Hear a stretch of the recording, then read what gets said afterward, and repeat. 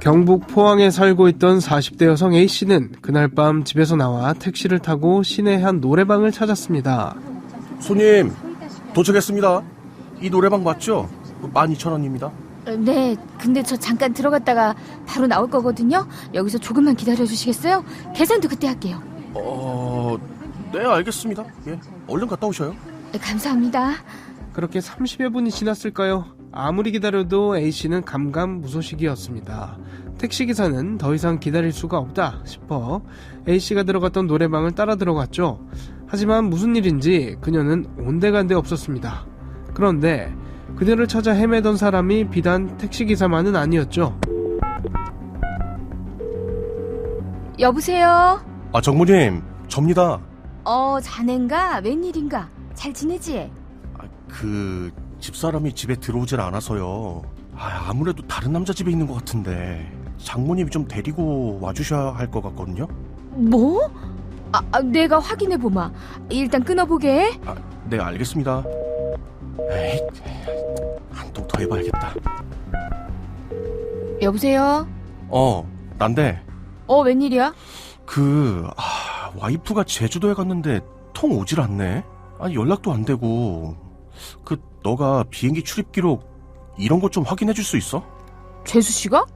근데 일단 실종신고부터 해야 하는 거 아니야? 그치? 근데 일단 좀 더 알아보려고. 그래? 나도 한번 알아보고 연락 줄게. 그래, 고맙다. 그렇게 여성 A씨가 흔적도 없이 사라진 지 12일이 지났습니다. A씨의 남편은 그제서야 경찰에 실종 신고를 했다고 하죠. 과연 여성 A씨가 도대체 어디로 그리고 왜 사라진 걸까요? 그렇게 보름여가 더 지났을 즈음 드디어 A씨의 행방이 드러났습니다. 유 형사, 그때 감식 맡겼던 거 결과 나왔나? 갈대숲에서 발견된 왼쪽 팔 신원 말씀하시는 거죠? 맞아. 어떻게 됐어? 날도 덥고 비도 많이 와서 진짜 어렵다 싶었는데 간신히 신원 나왔다고 합니다. 포항에 산 40대 여성 씨라고 하더라고요. 알고 보니 남편이 실종 신고했던 여성인데 안 그래도 지금 막 가족들한테 연락하려던 장입니다. 도대체 무슨 일이 있었던 걸까요? 오늘 사건 엑스파일에서 이 사건 자세히 살펴보겠습니다.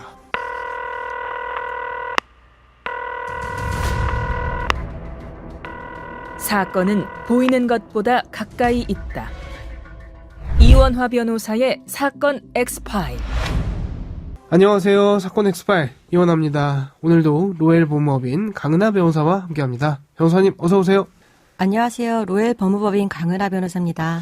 굉장히 충격적인 사건이었던 걸로 기억하는데 포항의 한 해수욕장 근처의 갈대숲에서 사람의 오른쪽 다리가 하나 발견됐다, 이런 신고 전화가 들어왔죠. 진짜 이걸 처음 발견한 분이 얼마나 놀랐을까 싶습니다. 네, 얼마나 놀라고 충격이 크셨을까요?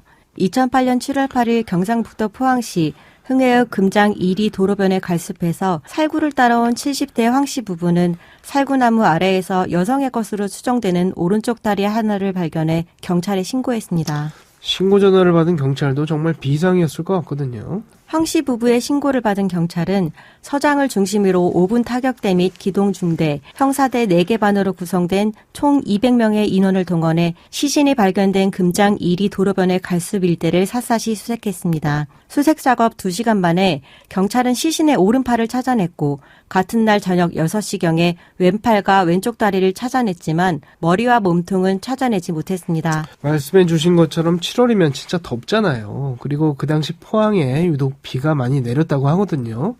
그래서 형체를 알아보기도 쉬운 상황은 아니었겠다 싶긴 합니다. 시신이 발견된 때가 무더운 여름이라 부패가 심해 형체를 알아보기조차 힘들었으며 들쥐와 같은 야생동물에 의해 훼손된 흔적까지 있었다고 합니다. 특히 오른손은 손가락 끝마디가 모두 절단되어 지문 채취를 전혀 할 수가 없었습니다. 범인을 찾는 건 고사하고 사망자의 신원조차 파악할 수 없는 상황이었습니다. 잔인하게 살해된 채 머리와 몸통이 사라진 이 여인의 사건에 포항 일대는 공포와 불안으로 크게 술렁였습니다.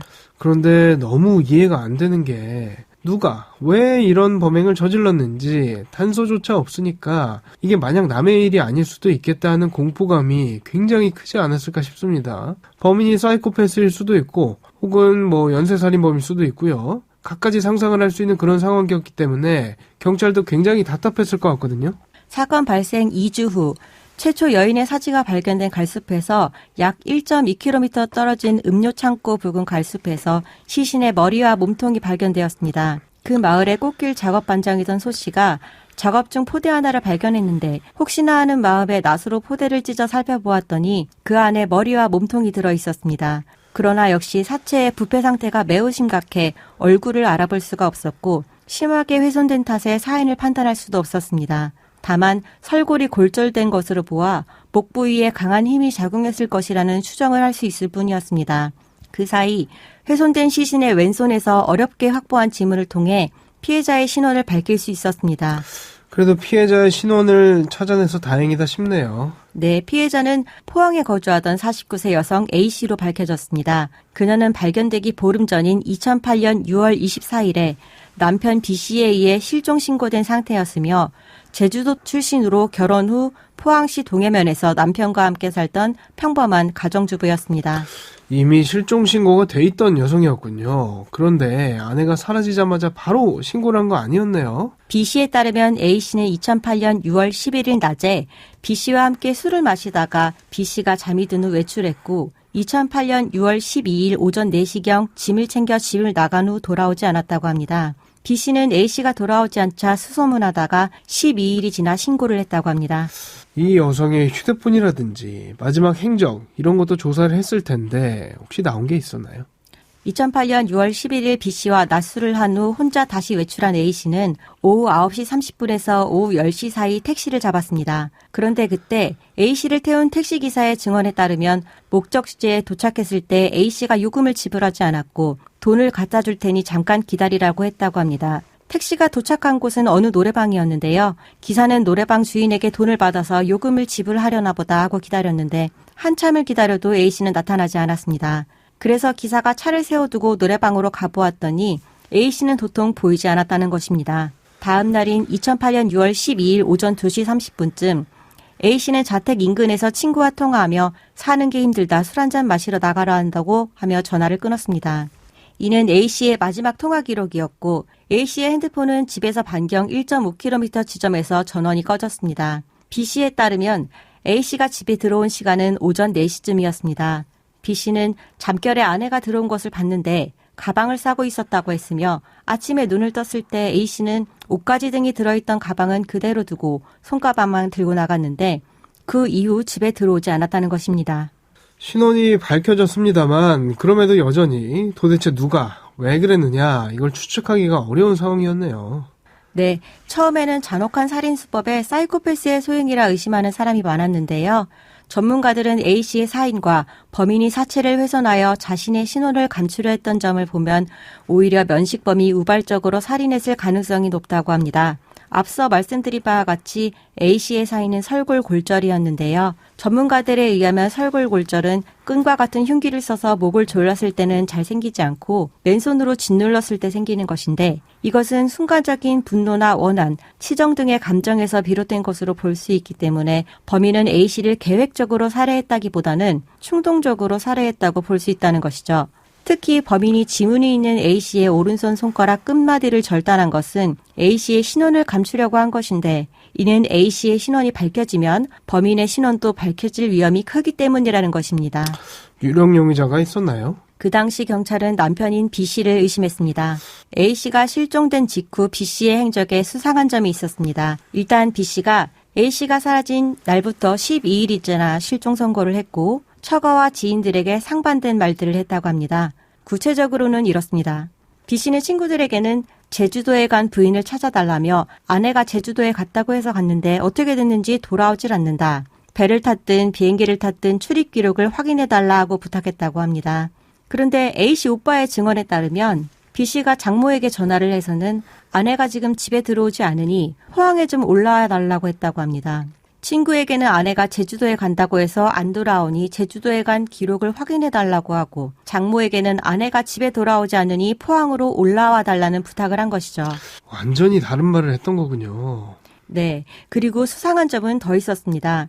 B씨 친구의 말에 따르면 A씨가 실종된 그 무렵에 갑자기 B씨가 대구에 가야 하는데 렌터카를 빌려야 하니 돈을 빌려달라고 했다고 합니다. 그런데 정작 B씨는 멀쩡한 자기 차가 2대나 있었습니다. 그리고 B씨는 실종 신고를 하고 A씨가 시신으로 발견되기 전, 그러니까 아내가 실종 신고된 상황에서 갑자기 세면대 교체 작업을 의뢰했다고 하는데요. 이것도 경찰에 의심을 사는 부분이었습니다. 세면대를 교체했다고요? 이게 뭐 결정적인 단서일 수는 없겠습니다만 경찰 입장에서는 충분히 의심스럽게 볼 수 있는 대목이다 싶습니다. 네, 만약 B씨가 A씨의 시신을 욕실에서 훼손했다면 살점이나 혈흔이 세면대나 배수구에 남아있을 수도 있는 것 아니겠습니까? 경찰로서는 B씨가 세면대와 배수건을 교체하면서 A씨의 살점이나 혈흔이 발견되지 못하게 증거를 인멸한 것이 아닌가 하는 의심을 할 만한 것입니다. 또 한 가지 B씨의 수상한 점은 물 사용량이었는데요. A씨가 실종되고 한 달간 B씨 혼자서 남성 1인 평균 물 사용량의 2배인 9톤의 물을 썼다는 것입니다. 남편은 뭐라고 하던가요? B씨는 설비업자가 배수관을 교체했다고 진술했음에도 배수관을 교체한 적이 없고 물 사용량이 많았던 것은 더워서 샤워를 자주 했을 뿐이라고 했습니다. 또한 주변인들의 증언에 의하면 A씨는 사건이 일어나기 몇 달 전부터 심리적으로 매우 위태로워 보였다고 합니다. 또한 실종되기 직전 A씨는 마치 모든 걸 포기한 사람처럼 늘 술에 취해 있었다고 하며 이웃 중에는 혹 그녀가 우울증에 걸린 게 아닌가 의심하는 사람들도 많았다고 합니다. 수사에 진전은 있었습니까? A씨 집 인근과 시신 유기 현장에 CCTV가 설치돼 있지 않아 영상 증거도 부족했고 유기된 시신마저 발견 당시엔 빗물과 더위에 부패돼 범인의 DNA 검출이 되지 않았습니다. 사체를 포장했던 비닐봉지와 포대, 청테이프에도 범인의 지문은 하나도 남아있지 않았습니다. B씨가 세면대와 배수관을 교체한 탓인지 국과수 정밀 감식 결과 A씨의 집 욕실에서도 별다른 단서는 나오지 않았습니다. 시중에서 파는 각종 톱과 절단기들을 구해 돼지뼈를 수차례 잘라 사체 절단면과 비교해 보았지만 쇠톱이라는 추정만 할 뿐 정확한 상품명과 판매처를 알아낼 수 없었습니다. 경찰은 시신 이동 경로의 차량 수만 대를 분석하고 B씨를 포함해 주변 인물 300여 명을 조사했지만 결국 용의자를 특정하진 못했습니다. 현상금을 걸고 공개 수사로 전환하면서 사건 전당 수천 장을 뿌렸지만 제보도 특별한 게 들어오지 않았습니다. 결국에는 장기미제 상태로 남게 된 거네요. 2015년 9월 경북지방경찰청은 미제 사건 수사 전담팀을 발족해 방대한 양의 사건 기록과 증거 물품들을 꼼꼼하게 살피고 재분석하며 이 사건을 원점에서 재수사하고 있습니다만 현재까지 검거 소식은 들려오지 않고 있습니다. 범인이 검거된다면 살인, 사체훼손, 사체은닉, 사체유기 등의 혐의로 무기징역도 선고받을 수 있을 것으로 생각됩니다. 빠른 시간 내에 꼭 범인이 검거되어 A씨의 한을 풀고 합당한 처벌을 받기를 바랍니다. 사건 엑스파일 오늘은 시신을 잔혹하게 토막 내놓은 유기에 포항 일대를 공포로 몰아넣었던 흥의 토막 살인 사건 살펴봤습니다. 미제 사건들을 다루다 보면요, 정말 막막해 보이던 사건들도 신락 같은 단서 하나가 핵심 키가 돼 뒤늦게나마 범인을 처벌해낸 사례 생각보다 적지 않습니다. 억울하게 희생당한 피해자의 한을 풀어주고 원전 범죄는 불가능하다는 진리를 다시 한번 확인하기 위해서라도 수많은 미제 사건들 끝까지 놓지 말아야겠습니다. 오늘 저희가 준비한 내용은 여기까지입니다. 끝곡으로 K씨의 굿모닝 들려드리면서 이 시간 마치겠습니다. 여러분은 모두 변호받아 마땅한 사람들입니다. 사건 X-파일 여러분 고맙습니다.